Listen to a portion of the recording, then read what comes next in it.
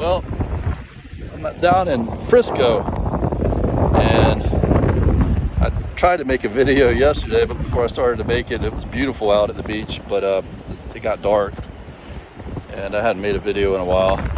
But it is windy now, so I don't know if this is going to turn out okay, but that's the point. The Cape Hatteras point is, if the phone can pick that up, right there across the water there. That's Cape Hatteras Lighthouse is over on the point, and this is really close to the Gulf Stream. The Gulf Stream runs very close to Cape Hatteras, and I found this on the beach. This is I don't know if you quite call this coquina or not. I think you would. So coquina is basically a lithified sedimentary rock that incorporates a lot of like fossil shells, basically.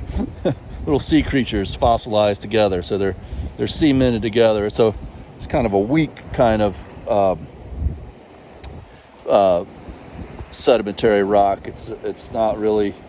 It's formed from basically the calcite that's produced from, I guess, probably partially from the organisms themselves, but then also just probably the dissolved minerals that are in the water also, and maybe some amount of pressure. So, but yeah, that's cool. That's a nice specimen right there. I'd probably just leave it here, but that's a nice piece of coquina, or something very close to what we would call coquina. It's I don't know technically where you draw the line between just regular old sandstone and coquina. I think you would have to call this coquina because there's just so many shells in that, bigger pieces. It's like,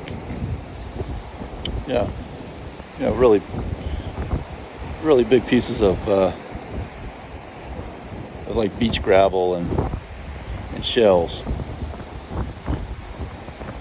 all stuck together. It's pretty cool. But yeah, I don't know. It's kind of windy out here, and I've been wanting to make some videos, but I've been driving a lot recently, so this it's just something to keep in mind. There's two storms off the coast right now, and I kind of made the analogy, and people make the analogy between storms and life, natural storms and storms in life. And it's always kind of interesting that traditionally, at least like in the Western European world, storms were often referred to, and the ocean as well, in the feminine sense. So people don't do it quite as much now, but back not that long ago, and during the sailing days, all the storms were named after women, and people referred to boats as she, the ocean as she, and the storms as she, and I think that means something. I think people made a relation between the personalities of masculine and feminine, and there's something to that. But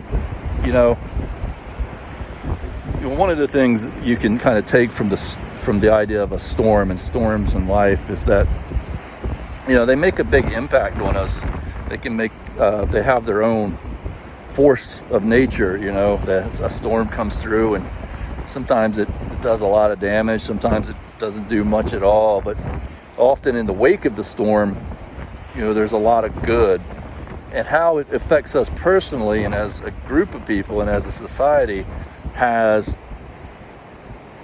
as much to do about what you make of it as what the storm did. And that's a very important lesson, because whether we're talking about a real natural storm or one of the storms that we occur in our personal lives, the end result, you don't have, sometimes you can't do much. Sometimes you can avoid the storm, but with good practices and good in good preparation, you can prepare for the storms, both the natural storms and many of our interpersonal storms. We can prepare for them. We can avoid them. We can do things that help us to avoid these storms, move out of the way of the storm. But sometimes we can't. Lots of times we find ourselves right in the middle of the storm, and all the pain and the suffering and the anxiety that comes from that.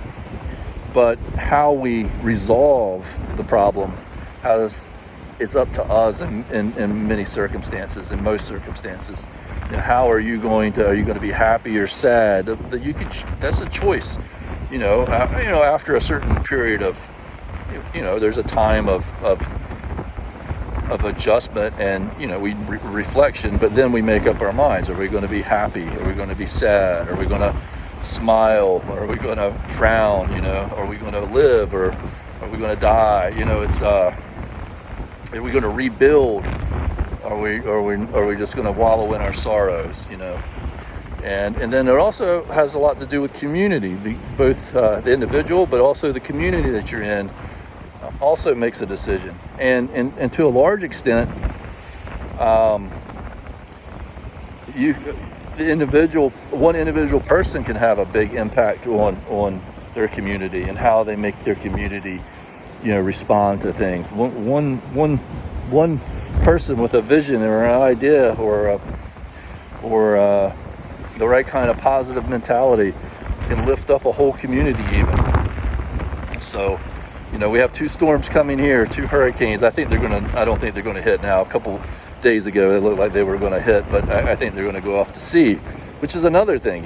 We don't ever know those storms are coming. We don't want to get too worried. We just want to prepare when we see a storm coming, but we don't want to, we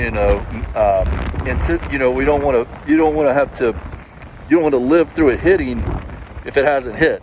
Don't be careful about starting to worry too much and to have too much anxiety. Just do the preparation, because oftentimes the storms never even hit, and that has a lot to do too with how in our mental state, outside of these natural storms, but again in these storms of life and living, is that sometimes we make a storm happen in our minds that hasn't even happened yet.